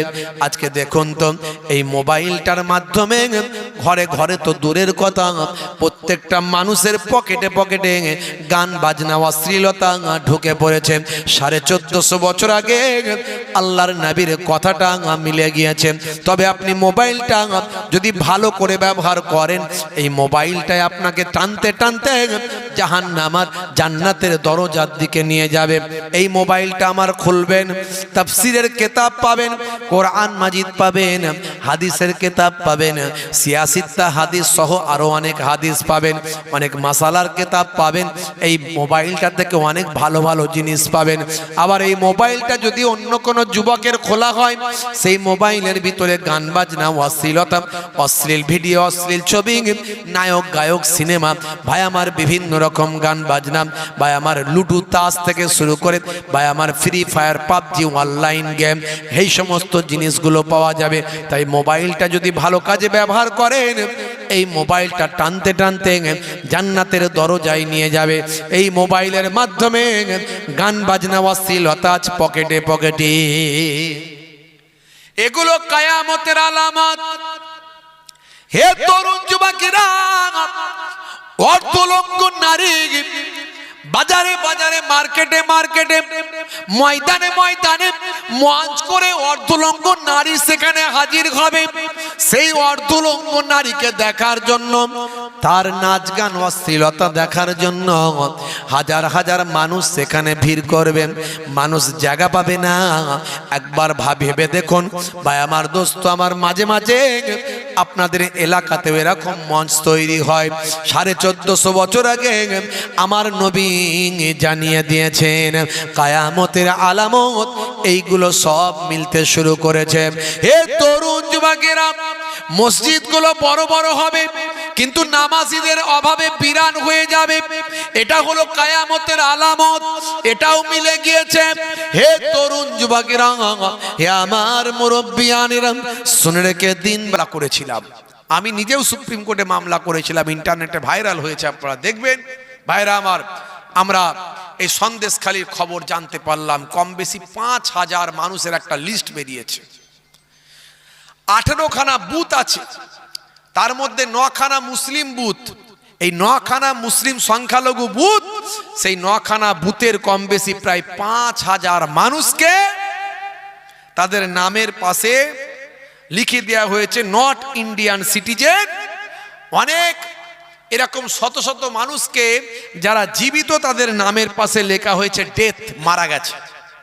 বুঝতে পারছেন, মারা গেছে লিখে দেওয়া হয়েছে। তা আমরা এই খবর পেয়ে ছুটে গেলাম। ওই সমস্ত মানুষগুলো বড় চিন্তিত, ছোটাছুটি করছে কাগজপত্র নিয়ে। আমরা বললাম ভয় পাবেন না, এসব 2 নম্বরই হচ্ছে, জোচ্চুরি হচ্ছে, মানুষকে ভয় দেখানোর প্রয়াস তৈরি হচ্ছে। আমরা ছেড়ে কথা বলবো না। আমরা ওখানে গিয়ে মিটিং করলাম, হাজার হাজার মানুষকে নিয়ে জামায়াত করলাম। আমরা বললাম এলাকার প্রতিনিধি যারা আছেন তাদের ঘুমানোর জন্য আমরা ভোট দিইনি, তারা জাগুন। কেন এই ঘটনাগুলো ঘটছে আপনারা তালাশ করুন, না হলে আগামী দিন ভোট চাইতে এলে মানুষ তার বিচার করে দেবে। আজকের বিপদের সময় তোমরা ঘরে বসে থাকবে চুপ করে, আর ভোটের সময় মানুষের দাঁড়ে দাঁড়ে এসে হাত পাতবে ভোট দাও, সেদিন মানুষ বিচার করে দেবে তোমাদের। আমরা তো ভোট চাইতে আসিনি, আমরা কোনো নেতাও নয়, আমরা কোনো মন্ত্রী নয়, আমরা কোনো সিকিউরিটি নিয়ে ঘুরি না, আমরা কোনো লাল বাতি চেপে ঘুরি না। আমরা মানুষের জন্য কাজ করি, জাতি ধর্ম বর্ণ নির্বিশেষে। যখন মানুষের বিবেক ঘুমিয়ে যায় তখন তাদের বিবেককে জাগ্রত করার জন্য আমরা ময়দানে নামি। আমাদের নামার কোনো দরকার নাই, আমরা হুজুর মানুষ, আমাদেরকে লোক দাওয়াত করে পায় না। 2 বছর 3 বছর আগে থেকে আমাদের ডেট ফিল আপ থাকে, টাকা দিয়ে সম্মান করে নিয়ে গিয়ে তকবির দিয়ে নিয়ে গিয়ে স্টেজে বসায়, ভালো করে খাওয়ায়। তা আমাদের ময়দানে নামতে হবে কেন? তোমাদের বিবেক জাগ্রত করার জন্য আমরা ময়দানে নেমেছি। শোনো, তবে আমাদের কম ভেবো না। আমরা এক রাত্রিতে 4 লক্ষ মানুষের কাছে একটা বার্তা পৌঁছাতে পারি। যদি বলি এই সরকারকে নিয়ে আসতে হবে, আমরা বলে দেব শুধু আমাদের গ্রুপে প্রচার করো, এক রাত্রিতে 4 থেকে 5 লক্ষ মানুষের কাছে প্রচার চলে যাবে যে অমুক সরকার নিয়ে আসতে হবে। এটা কিন্তু আমরা পারি, আমাদেরকে কম ভেবো না। আমাদের সঙ্গে পাঁয়তারা করতে এসো না, গ্রুপে একটা মেসেজ দিয়ে দেব, তোমাদের ঘটি বাটি নিয়ে সব ঘরে চলে যেতে হবে। এই সংখ্যালঘু মুসলমানরা তোমাদের কাউকে বিশ্বাস করে না, তোমরা যা করেছো এতদিন পর্যন্ত আর তোমাদের কাউকে বিশ্বাস করে না। এখন আমরা যেটা বলবো সংখ্যালঘু মুসলমানরা বিশ্বাস করবে। তারা জানে হুজুররা কোনো দলের কোনো রাজনীতির তোলাবাজি করে না, কাদের কারো পা চাটে না। হুজুররা একেবারে নিরপেক্ষভাবে কাজ করে, আর হুজুরদের করার দরকারও নাই, তাদের অভাবও নাই, কিছু টাকারও অভাব নাই, সম্মানেরও অভাব নাই, ইজ্জতেরও অভাব নাই, আর ভক্ত ভালোবাসার মানুষেরও অভাব নাই। হুজুরদের কোনো কিছু লাগবে না। তারা ময়দানে যখন নামে তখন বুঝতে হবে বিবেক জাগ্রত করার জন্য নেমেছে। তাই আমি বলে দিলাম, আমরা বললাম কালকে, আর আমরা সহ্য করব না। যাদের ভোট দেওয়া হয়েছে তারা কোথায়? তারা কোথায়? কেন এরকম 5000 মানুষের নামের পাশে নট ইন্ডিয়ান সিটিজেন লেখা হবে? তোমার নামের পাশে যদি বেনাগরিক লিখে দেওয়া হয়, তোমার হার্টবিট থরথর করে কাঁপবে। এটা কি করে হতে পারে? এর ফাইসালা করো তাড়াতাড়ি, না হলে আমরা আগামী দিন 14 তারিখের পর ওই সমস্ত মানুষদের জন্য প্রয়োজন হলে সুপ্রিম কোর্টে গিয়ে, এর আগেও মামলা করেছি, আবার প্রয়োজন হলে আমরা সুপ্রিম কোর্টে যাব, মাঠে ময়দানে হাজার হাজার মানুষকে নিয়ে পথে নামবো এবং সুপ্রিম কোর্টে গিয়েও মামলা পর্যন্ত করব। সাবধান করে দিয়েছি, কাল থেকে তোলপাড় শুরু হয়ে গেছে, সব জায়গায় নিউজ হয়েছে, মিডিয়া হয়েছে, খবর হয়েছে। ভাই আমার পেপার পত্রিকার প্রথম পাতায় এসেছে, সারা ভাই আমার সন্দেশখালী এলাকা তোলপাড় হয়েছে, কাল থেকে নিউজ চারিদিকে ছড়িয়ে গেছে, আপনারা খবর নেবেন। যাই কিছু একটা ব্যবস্থা হবে, আমাদের কাছে ইঙ্গিত আসছে, খবর আসছে, ইসিআই পর্যন্ত খবর চলে গেছে, আমরা জানতে পেরেছি। ভাইরা আমার, তরুণ যুবকেরা আমার, তো এই সব মুসিবত কেন আসছে? এই মুসিবতগুলো আসছে তার কারণ হলো আমরা আল্লাহ ভুলে গেছি। কথা ঠিক না ভুল বলেন? যারা বলেন 100 জনের 95 জন 5 ওয়াক্ত নামাজ পড়ে না। 5 ওয়াক্ত নামাজ 100 জনের 95 জন পড়ে না। যে আল্লাহ রব্বুল আলামিন 82 বার নামাজের কথা বলেছেন, 82 বার নামাজের কথা বলেছেন, আমরা সেই নামাজটা ছেড়ে দিয়েছি। 1 ঘন্টা নামাজে দিতে বলেছিল আল্লাহ। আল্লাহ বলেছিল 1 ঘন্টা নামাজে দাও। 5 ওয়াক্ত নামাজ পড়তে 1 ঘন্টা সময় লাগবে, 12 মিনিট করে সময় দিলে 5 বারম 60। 1 ঘন্টা হে যুবক তোমার নামাজে দেওয়ার সময় হলো না? হ্যাঁ, আর তুমি বলছো আমার কেন ডেভেলপমেন্ট হচ্ছে না? তুমি 1 ঘন্টা নামাজে সময় দাও, আমার আল্লাহ তোমার 23 ঘন্টা কামিয়াবি দান করে দেবেন। জোরে হবে না? হে তরুণ যুবকেরা, হে আমার বন্ধুরা, শুনে রেখে দিন বাবা, জেনে রেখে দেন, আমার আল্লাহ ফেরাউনকে ধ্বংস করেছে, ফেরাউনের নাম নিশানা মুছে দিয়েছেন, ফেরাউনের চক্রান্তকে বরবাদ করেছেন। মুসা নবীকে আমার আল্লাহ হেফাজত করেছেন। আমার আল্লাহ নমরুদের নাম নিশানা মিটিয়ে দিয়েছেন, নমরুদের চক্রান্তকে ব্যর্থ করেছেন। ইব্রাহিম নবীর শান মান ইজ্জতকে বুলন্দ করেছেন। হে তরুণ যুবকের, হে আমার মুরব্বিয়ানিরা, শুনে রেখে দিন বাবা, জেনে রেখে দেন মুসলমান, আমার আপনার নবী আখিরি জামানার পয়গম্বরের শত্রু আবু জাহিল আবু লাহাবের শান, আবু জাহিল আবু লাহাবের সমস্ত চক্রান্তকে ব্যর্থ করেছেন, তাদের ধ্বংস করেছেন, তাদের নাম নিশানা বরবাদ করেছেন। আমার আল্লাহ তাআলা আমার আপনার নবীর ইজ্জত সম্মানকে বুলন্দ করেছেন। হে যুবক, তুমি চিন্তা করো না, তুমি আল্লাহর হয়ে যাও। মাল্লাহুল মাওলা ফালাহুল কুল, বান্দা যখন আল্লাহর হয়ে যায়, কুল মাখলুকাত তার গোলাম হয়ে যায়।